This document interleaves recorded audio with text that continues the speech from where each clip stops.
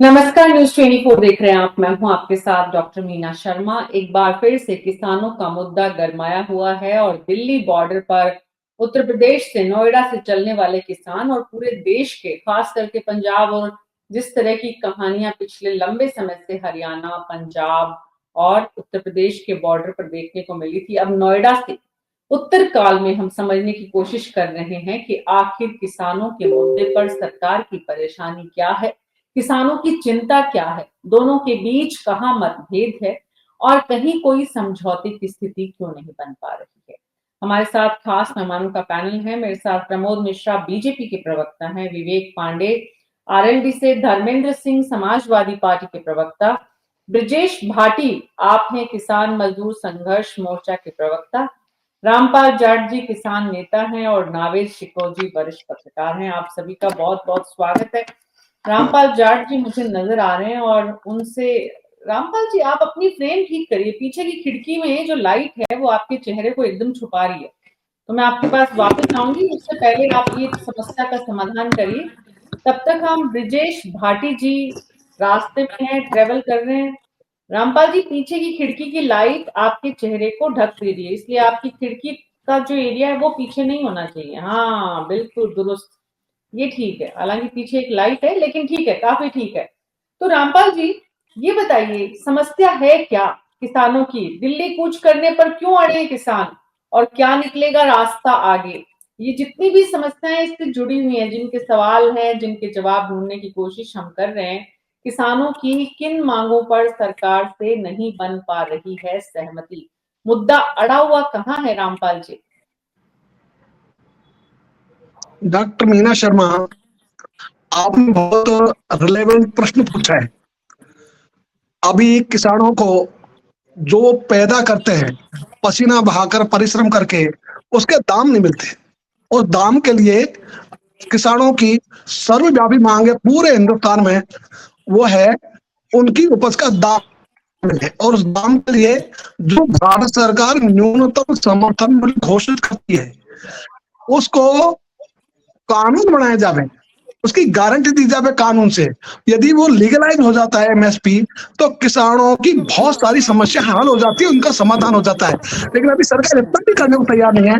और ये स्थिति तो डॉक्टर मीना शर्मा तब है जब सरकार ने 12 जुलाई 2022 को एमएसपी पे कमेटी गठित की समझौते के तहत। उसके बाद में 23 अप्रैल 2023 को जो उसका उपसमूह था, उसने रिकमेंडेशन दी कि किसानों के लिए एमएसपी को रिजर्व प्राइस घोषित करो। तो भारत सरकार की जो कमेटी बैठी, उसका जो समूह था एमएसपी से संबंधित, उसने रिकमेंडेशन दी है। तो 23 अप्रैल 2023 को भी 1.5 वर्ष लगभग होने वाला, लेकिन अभी तक सरकार ने उस पर भी एक्ट ही नहीं किया। तो ये जो सरकार की सिफारिश है, इतना ही नहीं, इसके पहले कृषि लागत एवं मूल्य आयोग 3 बार इसी बात को रिकमेंड कर चुका है, अनुशंसा कर चुका है भारत सरकार से कि एमएसपी की सार्थकता तभी है जब उस पर खरीद हो, और खरीद के लिए जरूरी है गारंटी का कानून बने। इसके अतिरिक्त भी जो पहले डॉक्टर एमएस स्वामीनाथन की अध्यक्षता में किसान आयोग का पूरा सारांश है, वो भी यही था। इसके अतिरिक्त और भी कई कमेटियां, आयोग है, जिन्होंने लगातार भारत सरकार से कहा है, और वो सब भारत सरकार की है। इतना ही नहीं, तो हमारे माननीय प्रधानमंत्री जी ने भी जब गुजरात के मुख्यमंत्री के रूप में काम कर रहे थे, उस समय ये कंज्यूमर अफेयर्स कमेटी के चेयरमैन थे, उन्होंने ये रिकमेंड दिए। तो ये सारी रिकमेंडेशन भी अभी भारत सरकार एक्ट करने को तैयार नहीं है, अपने पत्ते नहीं खोल रही। जिस दिन भारत सरकार ये काम कर देगी, समाधान तो हुआ पड़ा है, इसलिए समाधान तो सरकार के हाथ में है। यदि सरकार समाधान करने की जिस दिन इच्छा करेगी, उस दिन समाधान कर देगी। इसलिए हम तो ये चाहेंगे कि जितना जल्दी हो सके डॉक्टर मीना शर्मा, सरकार को चाहिए वो बिना बातचीत के भी इतना घोषणा कर दे। जब वो कानून बनाती है तो हमसे थोड़ी पूछती है। पूरा मुद्दा एमएसपी का है, इसके अलावा कोई बात नहीं है, इससे कम इससे ज्यादा कोई बात नहीं है। ब्रिजेश भाटी जी, किसानों को अपनी फसल का उचित मूल्य दिया जाए, पुराने भूमि अधिग्रहण कानून, ये जितनी मांगे हैं कानून के तहत, मुआवजे की मांग, 10% प्लॉट और जितनी चीजें इससे जुड़ी हुई है, 64.7% बढ़ा हुआ मुआवजा, बाजार दर पर 4 गुना मुआवजा, 20% प्लॉट दिए जाएं, भूमि घर और भूमिहीन किसानों के बच्चों को रोजगार और पुनर्वास लाभ मिले। ये सारी बातें जो हैं, ये रामपाल जाट जी कह रहे हैं उससे बहुत ज्यादा या बहुत अलग है। मीना जी, मेरी आवाज आ रही है? बिल्कुल आ रही है, बड़ी अच्छी बुलंद आवाज आ रही है। मैं इस समय जो हमने ये 7 दिन का समय दिया था, हमारा 3 दिन धरना ग्रेटर प्राधिकरण पे चला, 4 दिन यमुना पे चला और 2 तारीख की हमारी कॉल थी दिल्ली के लिए। आज हम सुबह दिल्ली के लिए निकले थे और जो हमारी 2 ही मांगे इसमें मुख्य मांगे हैं, एक 10% प्लॉट की और जो हमारी 2013 में भूमि अधिग्रहण कानून बना जो गौतम बुद्ध नगर में लागू नहीं है, ये उसको लेके हमारा दिल्ली मार्च था। अभी अधिकारी हमारे बीच में आए, उन्होंने कहा है कि भाई हम मुख्य सचिव से इस बारे में वार्ता कर लेते हैं, क्योंकि 10% प्लॉट को लेके और नए भूमि अधिग्रहण कानून को लेके पहले से हमारी सरकार के साथ समझौते हो चुके हैं, लेकिन इन चीजों को आप देखेंगे 25-30 साल हो गए, लेकिन 10% किसानों को नहीं मिल रहा है। ये आंदोलन मैं स्पष्ट कर दूं अपने पैनलिस्ट जितने भी साथी बैठे हैं, ये हमारा आंदोलन एमएसपी के लिए नहीं है, न स्वामीनाथन आयोग के लिए। ये गौतम बुद्ध नगर की जो आम जनता है, जो आम किसान है, जिसकी जमीनें सरकार ने कौड़ियों के भाव में ले ली, उसको 10% प्लॉट मिले, उसको जो है 2013 भूमि अधिग्रहण कानून का लाभ मिले। और अभी सरकार ने पिछले फरवरी 2023 में एक कमेटी बनाई थी, उसमें कुछ किसानों के पक्ष में निर्णय दिए थे, लेकिन जो अभी तक इन्होंने लागू नहीं रहे थे। अब जो है इन्होंने कहा है कि भाई 1-2 दिन में हम आपकी वार्ता करा देंगे मुख्य सचिव के साथ। तो इसलिए अभी हम दलित प्रेरणा स्थल पर हमने अपना धरना उसी तरह से चला दिया, जिस तरह ग्रेटर प्राधिकरण पे चलाया था, जिस तरह यमुना पे चलाया था। ये धरना जब तक चलेगा जब तक हमारा 10% प्लॉट नहीं मिल जाता है, जब तक हमारा नए भूमि अधिग्रहण कानून हमारा लागू नहीं हो जाता है, जब तक निरंतर इसे चलाते रहेंगे। जी, धरना तब तक चलेगा जब तक, सुना धर्मेंद्र सिंह जी आपने, आप लोग भी धरना देने वालों के साथ ही हैं?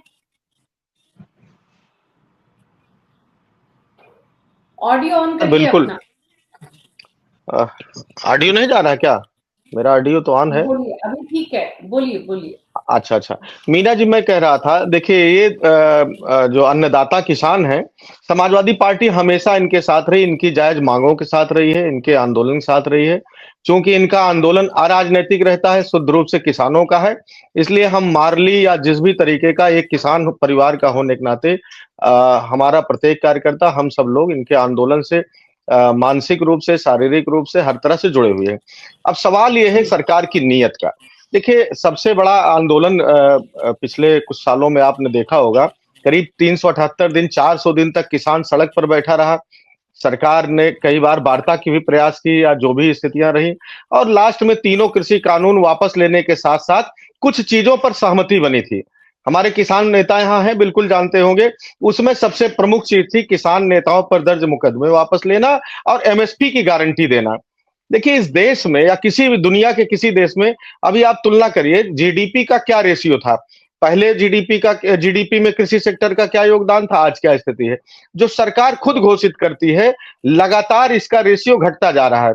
अभी जो पीआईबी के इनके आंकड़े हैं जो भारत सरकार जारी करती है, उसमें 20-21 से लेकर के अगर आज तक तुलना करेंगे, तो जो 20-21 में इन्होंने करीब 20.5% का योगदान था, वो घट करके 21-22 में 19, 22-23 में 18 और 24 में लगभग 17 के आसपास रहने जा रहा है। जब तक जिस भी देश में, जैसे कृषि प्रधान देश है, यहाँ करीब 70% किसान है, जब तक किसान नहीं मजबूत होगा, तब तक देश की मजबूत अर्थव्यवस्था कभी नहीं हो सकती है, केवल आंकड़े और कागजों के जाए। इनकी एक महत्वपूर्ण मांग है किसानों के कर्जे माफ, और हमको लगता है आंकड़े आपको भी पता होंगे, करीब करीब 2024 में 2 बड़े व्यापारियों का भारत सरकार ने 16 लाख करोड़ रुपया, जो कि संसद के पटल पे भी इन्होंने रखा था, कर्ज माफी की है। और पूरे देश के किसानों का टोटल कर्जा जो शुरू से लेकर के अब तक है, वो 21 लाख करोड़ रुपए है, जिसमें करीब 16 करोड़ से अधिक किसानों, नंबर ऑफ फार्मर्स हैं। तो ये बड़ी बात नहीं थी, सरकार चाहे तो राइट ऑफ कर सकती थी, उसको माफ कर सकती थी, या उनको जिस भी तरीके से कोई ऐसी योजना ले आ सकती थी। दूसरी बात, भारत जैसे देश के लिए जब तक किसान संरक्षित संवर्धित नहीं होगा तब तक भारत मजबूत नहीं हो सकता।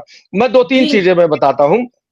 कृषि पॉलिसी कैसी बननी चाहिए भाई? उत्पादन, खाद्य प्रसंस्करण, डिस्ट्रीब्यूशन, उत्पादन और आपूर्ति में जो खपत है और डिस्ट्रीब्यूशन है, ये 3-4 मुद्दे। बाहर चले गए हैं कार्यक्रम से, तो प्लीज टीम उनका जरा वीडियो ऑन करवाएं और तब तक हम धर्मेंद्र सिंह जी जी, को सुनते हैं। अगर हाँ समय होगा तो हमको 1-1.5 मिनट दीजिएगा तो मैं जरा चीजें क्लियर करूंगा। तमाम लोग ऐसे भी हम आपके दर्शक होंगे जो कम जानते होंगे इन चीजों के लिए। सबसे महत्वपूर्ण क्या सरकार को करना क्या चाहिए? सरकार को समर्थन मूल्य की गारंटी किसान के लिए, मूल्य स्थिरता, गुणवत्ता, उत्पादन का चयन और लैंड यूज से जो रोजगार सृजन, जिसमें कि लेबर भी है, मजदूर है और उनका एक अच्छा सेटअप हो जाए, ये इसको देखते हुए किसान नेताओं से, कृषि वैज्ञानिकों से सबसे मिल करके पॉलिसी बनाना चाहिए, जो ये सरकार नहीं करती। लगातार स्टेक होल्डर से बिना बात किए लेकर के पॉलिसी आते हैं।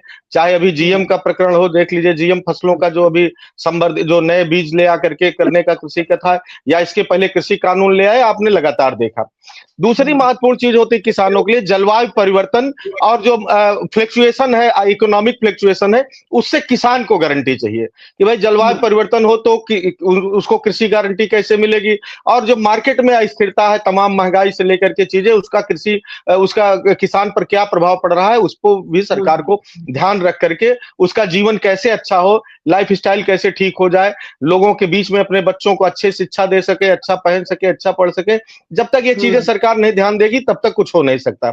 अब दूसरी सबसे बड़ी बात जो मैंने एमएसपी का बताया ही, इन लोग डिटेल बताएंगे इन पे क्या है। किसान आंदोलन में दर्ज हुए मुकदमे वापस लेने में क्या दिक्कत थी सरकार को?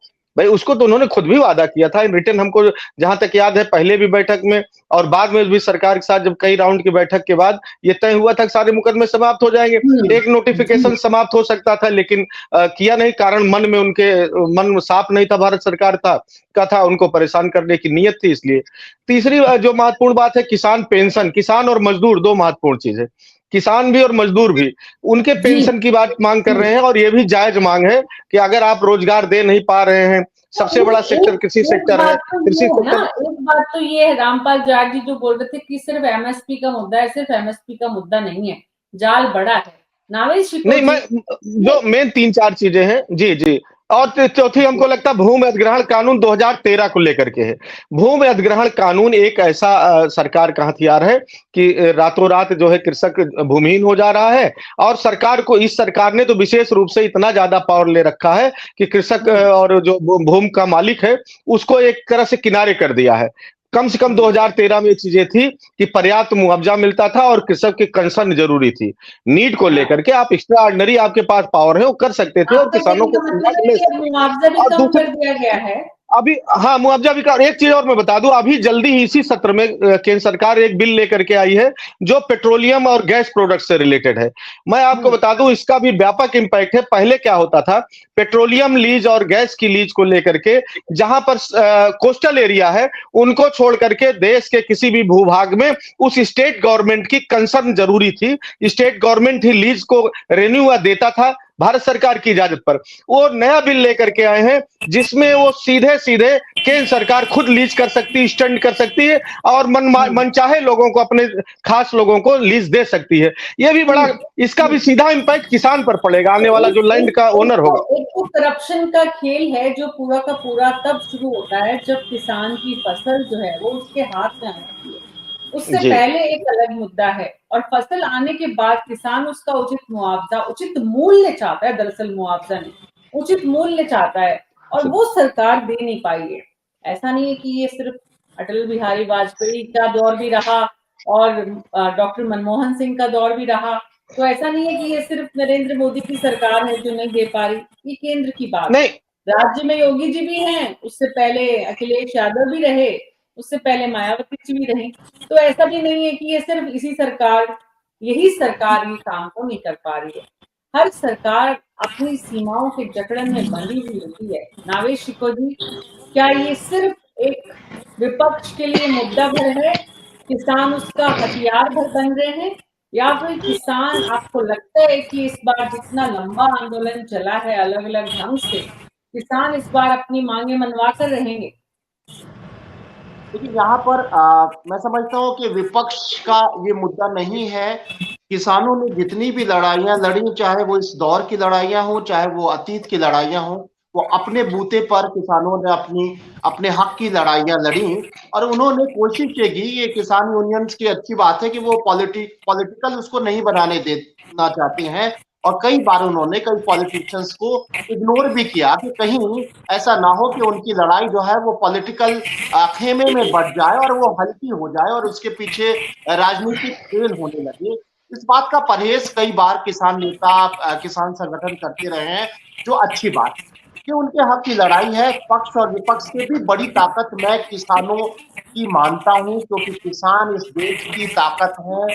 ये सब जानते हैं, हर आम इंसान, हर खास इंसान ये जानता है। और आज देश की जो अर्थव्यवस्था है, आज हम जिस भी मुकाम पे खड़े हैं वो किसानों और कृषि की बदौलत ही खड़े हैं, मीना जी, नहीं तो हम डॉक्टर मीना तबाह हो गए जी, मुझसे होते, सवाल थोड़ा बर्बाद हो जल्दी गए ले लें होते। क्योंकि मेरी वहां एसकेएफ की पर मीटिंग है हम अभी। वहां पर हम कतई अभी हम भी नहीं मीटिंग में जा होते रहे हैं और सब लोग, बहुत तो एक बार अच्छे थोड़ा पायदान किया जाता है।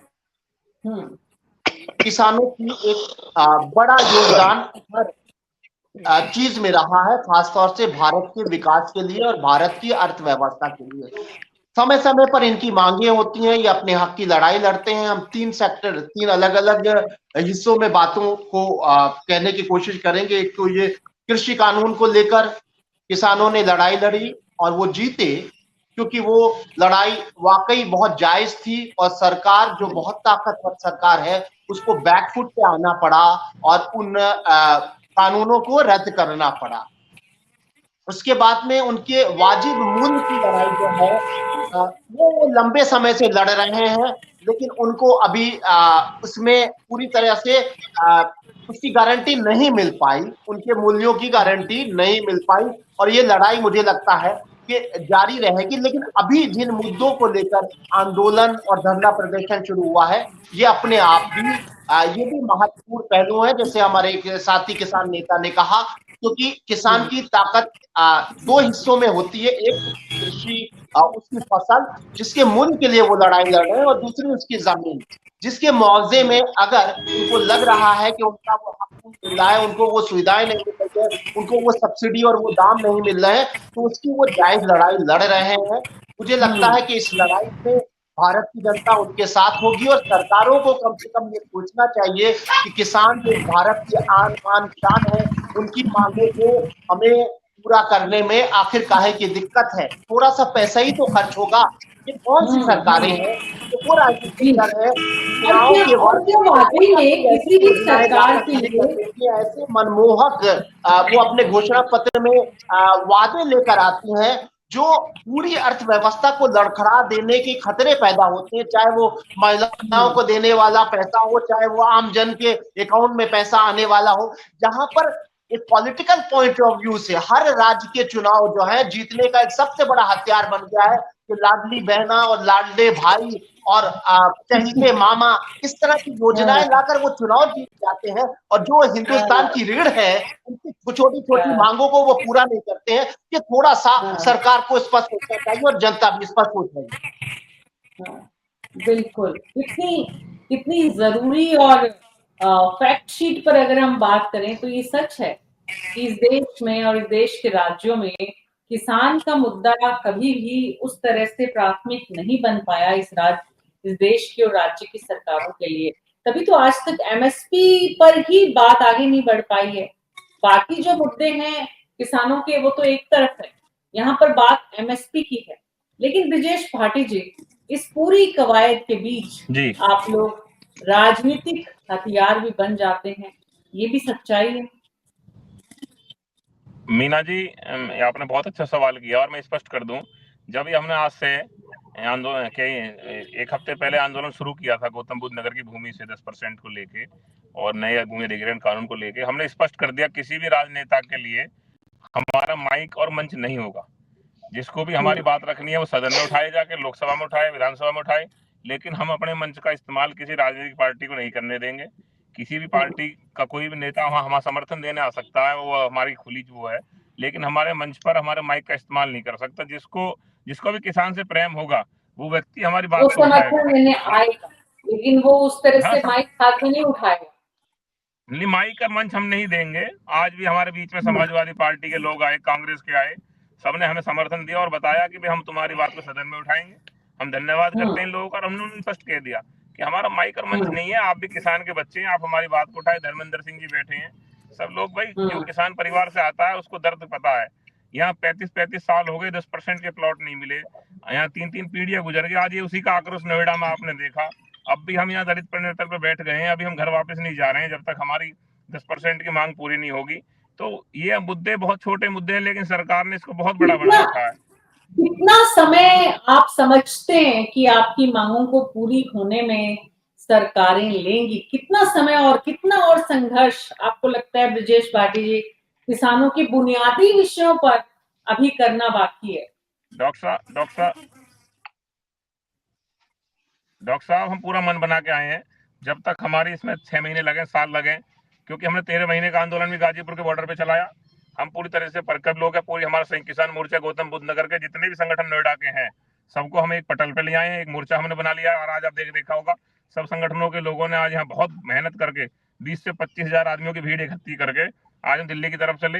बीच में अधिकारियों ने कहा कि भाई हम आपकी वार्ता करा के आपके मुद्दों को हल कराते हैं। तो अभी दलित प्रेरणा स्थल पर यहाँ बैठ गए हैं। जब तक हमारे मुद्दे हल नहीं होंगे, हम यहाँ पे अपना आंदोलन चलाएंगे। अगर हमें लगेगा कि यहाँ से पूरे नहीं होंगे, तो दिल्ली के हम कभी किनारे पे बैठे हैं। जब भी हमारा वो लगेगा कि हम दिल्ली चलना हमें चाहिए और वहां पर चल रही लोकसभा, राज्यसभा में जाकर अपनी बात ठानी चाहिए, तो हम दिल्ली के लिए कूच कर देंगे।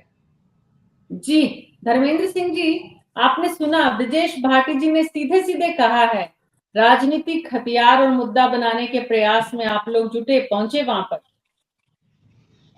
देखिए मीना जी, कोई राजनीतिक हथियार और कोई प्रयास नहीं है। भाटी जी बिल्कुल ठीक कह रहे हैं। किसान आंदोलन है। किसान आंदोलन के साथ मैंने पहले कहा, नैतिक रूप से, शारीरिक रूप से, मानसिक रूप से और एक किसान का बेटा होने के नाते हर तरह से उनके साथ है और उनके साथ जा कंधे से कंधा मिलाएंगे, आंदोलन में भी रहेंगे। ठीक है, ये अच्छी बात है कि वो किसानों का शुद्ध आंदोलन बना के रखना चाहते हैं। राजनीतिक दल विभिन्न तरीके से उनका सहयोग करेंगे और जायज मांगे हैं। यदि कोई इसको कह दे कि इन मांगों में कोई चीज गलत है तो खुला डिबेट का विषय करें। और इससे महत्वपूर्ण बात, हालांकि मैं राजनीतिक चर्चा नहीं करना चाह रहा था मीना जी, लेकिन कितना दुर्भाग्य है। आपको ख्याल होगा यवतमाल में मोदी जी के एग्जैक्ट शब्द मैं आपको सुना दूं, उन्होंने क्या कहा था। आपको याद होगा 2014 में चुनाव पहले यवतमाल में किसानों के साथ एक चर्चा कर रहे थे। उसमें करीब 1500-2000 से अधिक किसान ऑनलाइन भी जुड़े थे मोदी जी से। उन्होंने कहा था आप मुझे मौका दो, और उनके एग्जैक्ट शब्द थे कि मैं देश के किसानों को विश्वास दिलाता हूं कि हम देश के कृषि क्षेत्र को बदल सकते हैं, देश का जीवन स्तर बदल सकते हैं, देश के गांवों को बदल सकते हैं। मुझे बस आपका समर्थन चाहिए, हम देश के किसानों के जीवन में बहुत बड़ा बदलाव लाएंगे। उसके बाद इनके घोषणा पत्र में था कि किसानों की आय अगले 5 साल में दोगुनी कर देंगे। और मैं अलग अलग सेक्टर्स में जाऊं तो मुझे याद है 14 का हो, चाहे 19 का हो, चाहे उत्तर प्रदेश में 22 का हो, चाहे 27, इनके सारे घोषणा जो संकल्प पत्र हैं वो हमने पढ़े हैं। लेकिन कृषि सेक्टर में जो भी इन्होंने वादा किया था, डिस्ट्रीब्यूशन को लेकर के, इंफ्रास्ट्रक्चर को लेकर, आधारभूत ढांचा को लेकर के, लेकिन एक भी इन्होंने पूरा नहीं किया। दो किसान की आय दोगुनी करने का जो धर्मेंद्र सिंह जी जिस संकल्प पत्र की बात कर रहे हैं बीजेपी के, उसको कांग्रेस अपने समय में घोषणा पत्र कहती थी, चुनावी घोषणा पत्र। लेकिन वो चुनावी घोषणा पत्र, नावेश टिकौर जी, एक दौर रहा है जो आपने भी देखा है। चुनावी घोषणा पत्र जब सामने आता था तो एक उस पार्टी का पूरा सोच और ओपिनियन आती थी कि वो चुनाव जीतती है तो क्या कुछ करने जा रही है। संकल्प पत्रों का क्या हो रहा है जिन जिन राज्यों में सरकारें बनी या केंद्र में सरकार बनी? बहुत सारे वादे होते हैं। सबसे अधिक वादे किसानों से ही होते हैं, किसानों की खुशहाली के लिए ही होते हैं। बहुत सारे संकल्प लिए जाते हैं घोषणा पत्र में। उसका कारण यह है कि किसानों के वोट से सरकारें बनती हैं। कृषि प्रधान राज्य न जाने कितने हैं, खासतौर से वो राज्य जो भारतीय जनता पार्टी को मौजूदा सरकार को जिताते रहे, चाहे वो हरियाणा हो, चाहे वो उत्तर प्रदेश हो। उसके बाद वो वादे पूरे नहीं होते हैं। मैं फिर इसी बात को रिपीट करूंगा कि सरकार बनाने के लिए, चुनाव जीतने के लिए रेवड़ियों का जो फैशन हो गया है, जहां पर आप हाँ। वोटर को लुभावने वादे करके उनको पैसा देने की बात करते हैं और पैसा बांटते भी हो, उसका कोई कारण नहीं होता। लेकिन किसान तो बिल्कुल। आपकी अर्थव्यवस्था संभालते हैं, जो अन्नदाता है, जो वोटर भी हैं, जो आपके जिनका वोट आपकी सरकार बनाता है, उनके वोट, उनकी मांगे पूरी करने में आखिर सरकारें इतनी क्यों कंजूस हो जाती हैं, ये मेरे भी नहीं समझ में आता है, आम जनता के भी नहीं समझ में आता है। हम कहते हैं पैसा खर्च करने की बात छोड़िए, बीजेपी के प्रवक्ता होते नावेद जी, बीजेपी के प्रवक्ता होते तो इस बात को बेहतर ढंग से बता पाते। लेकिन जब जब लगता है राजनीतिक दलों को, खास करके सत्ता में रहते हुए, कि इन विषयों के सवाल थोड़े मुश्किल हैं, हम दे नहीं पाएंगे या क्या जवाब देंगे, तो ऐसे में वो अपने प्रवक्ताओं को भेजने से बचते हैं। इसलिए आज भी बीजेपी के प्रवक्ता हमारे साथ जुड़े नहीं है। आप सबका बहुत बहुत शुक्रिया इस चर्चा में शामिल होने के लिए। कुल मिलाकर जो बात समझ में आ रही है वो ये कि किसानों के मुद्दे सरकारों की प्राथमिकता नहीं बन पाते हैं, इसलिए किसानों को बार बार आंदोलन करना पड़ता है। नोएडा से दिल्ली पहुंच रहे किसान अब कितने दिन तक सरकार की नींद उड़ाएंगे और क्या कुछ अपने पक्ष में सरकार से करा पाएंगे, ये देखना काफी दिलचस्प होगा। न्यूज़ 24 पर अभी मेरे साथ इतना ही। नमस्कार।